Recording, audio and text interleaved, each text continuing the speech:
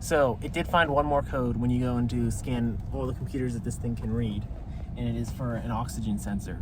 Now the other one didn't pick this up, and it doesn't really have the ability to pick it up. So that's when you start spending more money on OB2 readers, you can get a better diagnostic experience, I would say. What is up, guys? It's your favorite Pennsylvania guy talking to you again today. Today we're going to be talking about OB2 readers. We got the $600 Autel one versus this $20 one that I got from Temu. Weirdly enough, you can buy both of these Autels and that $20 one on Temu. Weirdly enough. If you've ever wished your phone was an OB2 reader, or you turned your phone into an OB2 reader, go ahead and hit that subscribe button. Alright, so first off, we got this M&P 808S, which is a $600 Autel reader. Pull it out of its box, which you'll probably lose immediately because it takes up a ton of room. But as you can see, it's neatly packaged in there. That was the power supply. Making a mad run for it. This one is a battery operated deal. I got the corded one because it was like $100 less, and I didn't want to spend that much money for something I'll probably leave in a vehicle and forget that it's there. So I thought if it's connected, I won't lose it. And this one, you have to boot up. It's a process for this unit. It's an Android-based operating system from what I read on the internet. And it's nice. It's what you'd expect. While the Autel is booting up, I'll tell you a little about this guy. It can do OB2 reading, shocker, and it can do ABS and traction control is what it made a claim to do. Now, also important to mention, this Autel is one of the more base ones too. It's not the flagship Autel. But $600, let's see what it gets you.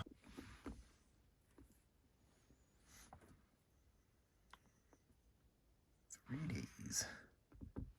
Diagnostics. Go to unit control.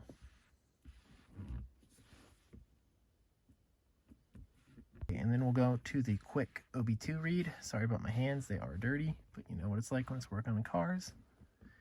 You see stuff. This will take some time, so I'm not going to show all of it. It takes a little while for it to read everything.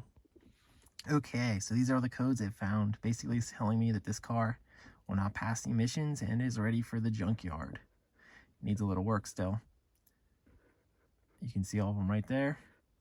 And it'll be interesting to see if the $20 Temu one can pick up the same codes. You also noticed I never bothered to pull the screen protectors off either one of these. So, also the car is just on ignition on. It's obviously not moving anywhere with all the snow on it. It's not running though.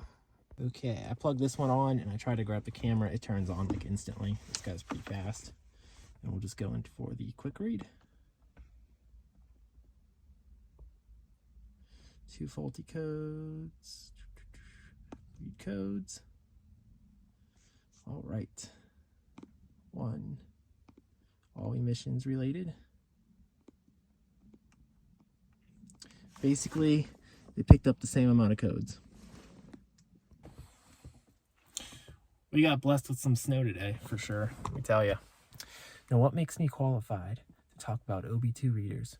Well, I dropped out of medical school, which makes me a doctor in New Jersey, so I think I know what I'm talking about. So it's worth noting this one doesn't have a battery in it either, but I've only had this one not read one code that this one picked up, and it was for an engine idling rough, and it was pretty obvious the motor is idling rough, but this one didn't get the code for some reason. And that's been my only experience with a newer car, and I mean newer car loosely. This is a 2010 Cadillac, and there's a 2005 Hummer right there. We're going to plug them into this one too and see if they find anything different. But I really want to show you the difference, just as a straightforward reader, what the difference is here. Obviously, this one can do more with resetting computers and everything than this one can. But just as a straightforward reader is more what this video is going to be about. We're going to test that one, and I have another older vehicle we'll test too.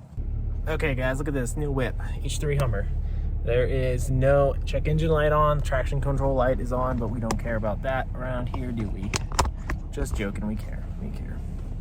All right, let's go ahead and plug in our Temu guy. I want to show, if I can show you guys how quick this thing turns on. I was trying to catch it on video here. So here it is. You ready? See if I can get it without glare. And this one turns on really fast, and it is ready to go.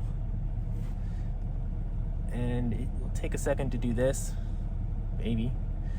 The older car you get, in my experience, the slower these readers actually start to work with reading codes. Not that 4 years is a huge difference for vehicles. Okay, it says trouble code 1 found.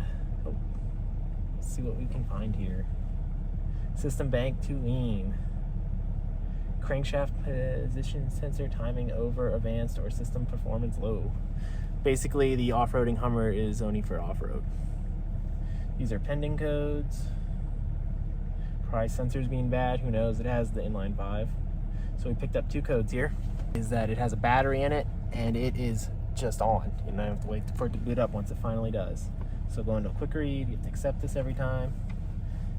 And then auto scan. We'll edit this out because this is kind of boring. Okay, and these are the 2 codes we found. Same thing. It has the ability to scan every single computer, so like the ABS, motor, transmission, transfer case, seats, windows.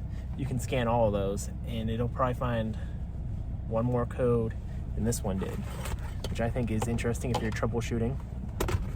So it did find one more code when you go into scan all the computers that this thing can read, and it is for an oxygen sensor. Now the other one didn't pick this up, and it doesn't really have the ability to pick it up.